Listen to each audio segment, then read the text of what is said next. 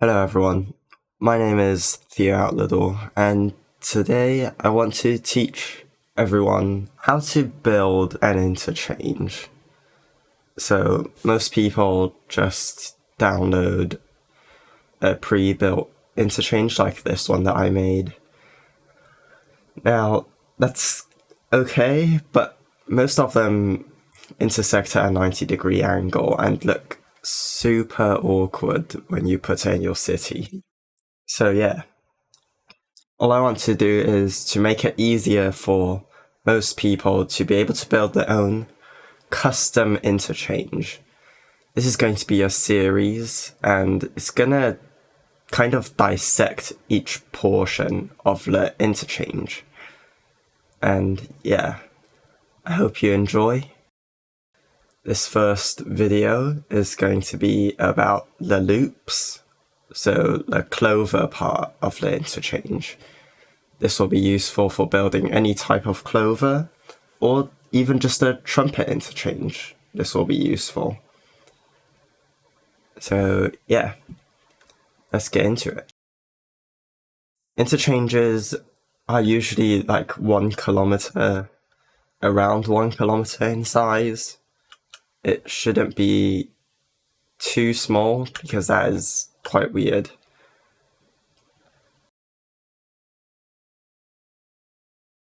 Now that's actually build the highway. So I build my highways a bit differently. I like more compact highways, so this is what I do. I don't leave any gap in between, and I just use a 2-lane highway. Bonus tip: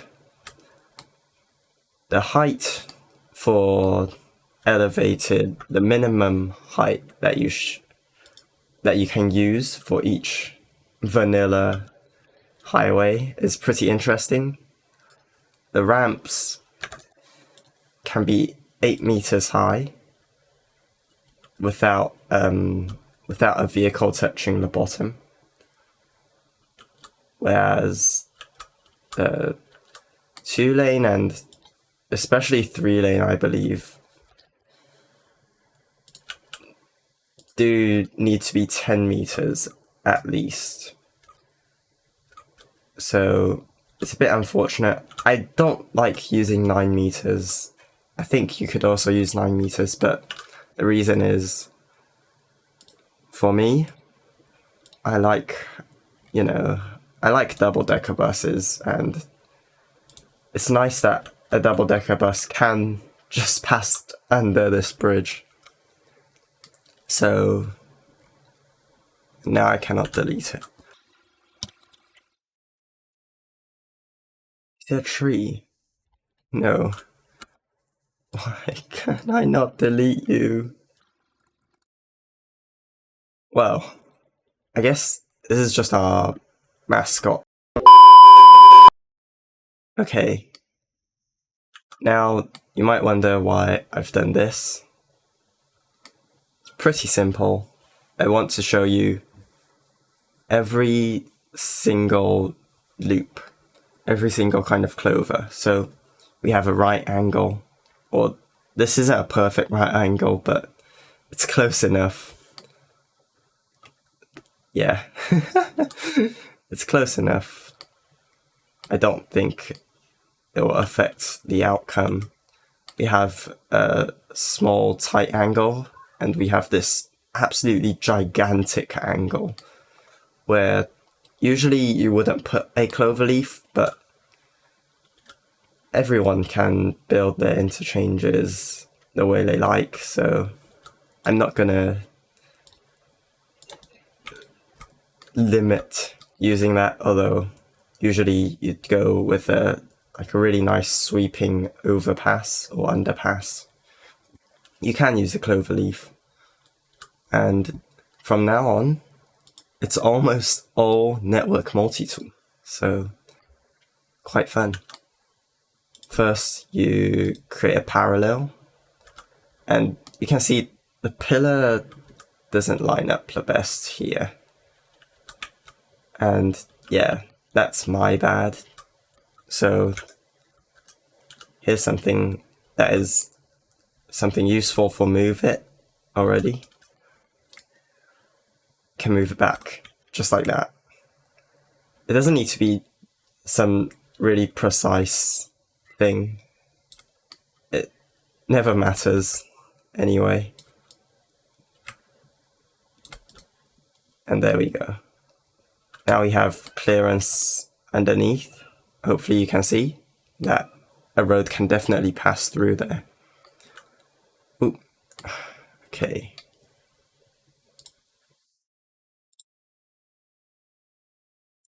So first off, you use the parallel road tool, and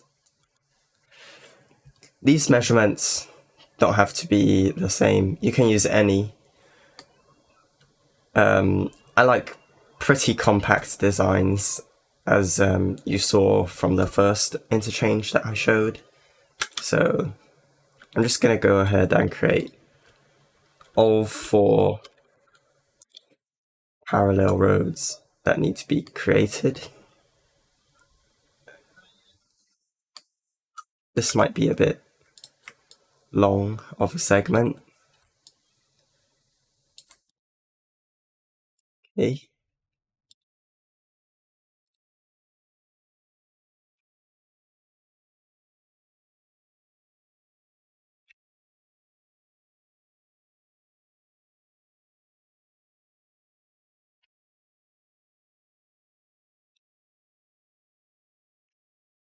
I use 16 meters. You can use whatever feels right. This is quite awkward. I'm going to change this up a bit. I'm just adding nodes with network multi-tool.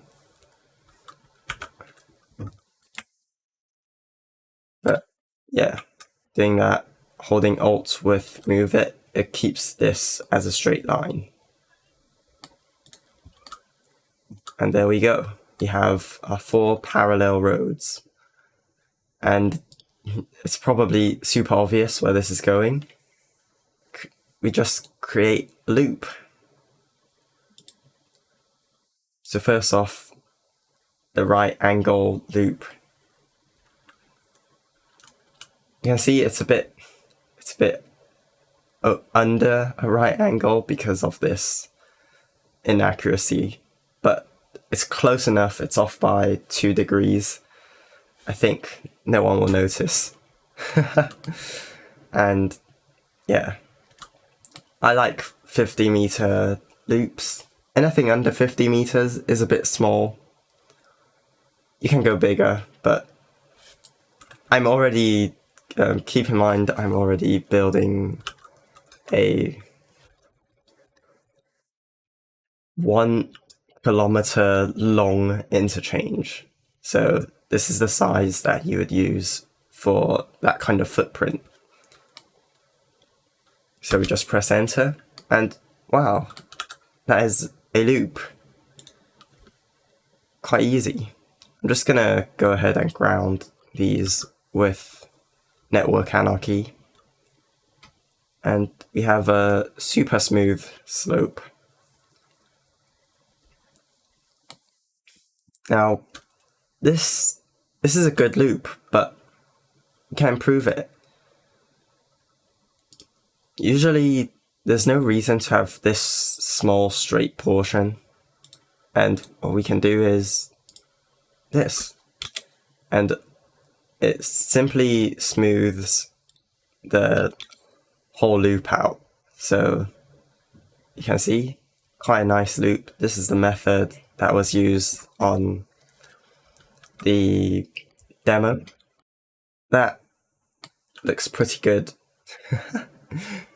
The next loop is going to be for the tighter angle. And you probably guessed it, is just literally this simple. You let it make its thing for a 50-meter radius. Now a tip would be to change this. So if you look closely, you can see the segment's length changing because I'm limiting it through network anarchy. And what you want is to get kind of this tip where it's a whole length. So you don't want the tip to be divided by a node. You want it to be a segment. And I'll quickly demonstrate what happens if it is just a node right there. It's not the most useful thing. So when we go and we curve it, it looks kind of terrible. So yeah, we're not having any of that.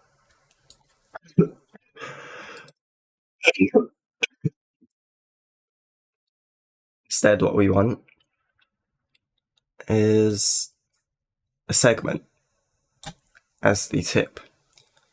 You can have a smaller segment for a tip. I'll show you what happens. It's not that different from just having a longer segment. But yeah, this is what it looks like.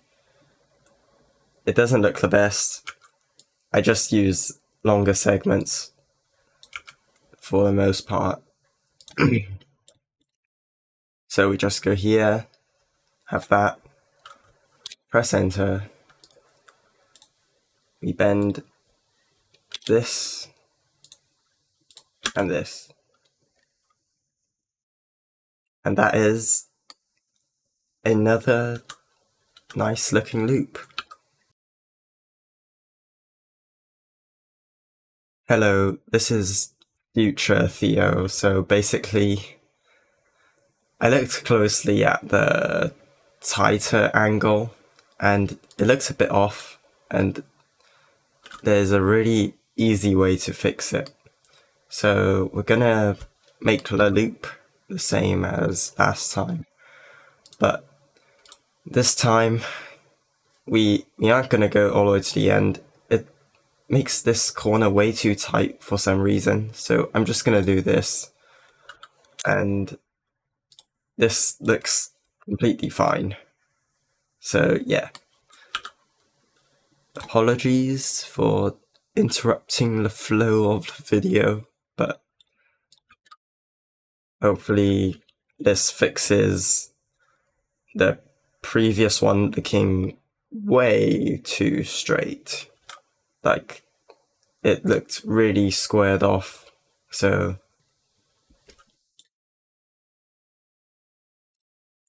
we'll ground these segments. That looks pretty good. Now for the last one, it's actually the most tricky. This wide angle, if you were to use the loop to, well, you couldn't get a 50-meter radius loop. It's just not possible. So we have to think a bit outside the box. We use the create connection tool right here. And all you do is you adjust one of the sides until they have the same angle. Or in this case, I might accept 1 degree off. It seems like 158 and 157 are going to be there indefinitely. So I'll just make it 1 degree off. Depending on the angle, if it's divisible by 2, you would be able to match these two small angles right here perfectly. But if it's off by 1 degree because it's an odd number, that's okay as well. This is somewhere that I'd actually like to have a bit more segments. There we go. And I accidentally made them all grounded. That's okay. Let's get the shape right. So as usual, we use the Arrange at Line tool to kind of ease into the curve. I'm just gonna be a bit cheeky and add another node here. And that looks a bit better. Curving this outer portion is optional, but I think it's nice to just have it all a curve rather than a straight line. Now let's elevate the parts that would obviously be elevated. Maybe not that one. Now we can take away some of the nodes just because there's no reason to keep all of them. And that looks really good.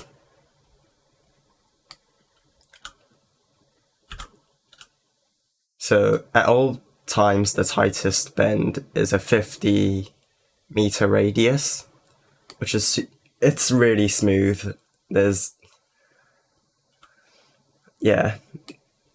a really smooth curve, and you shouldn't need to slow down that much.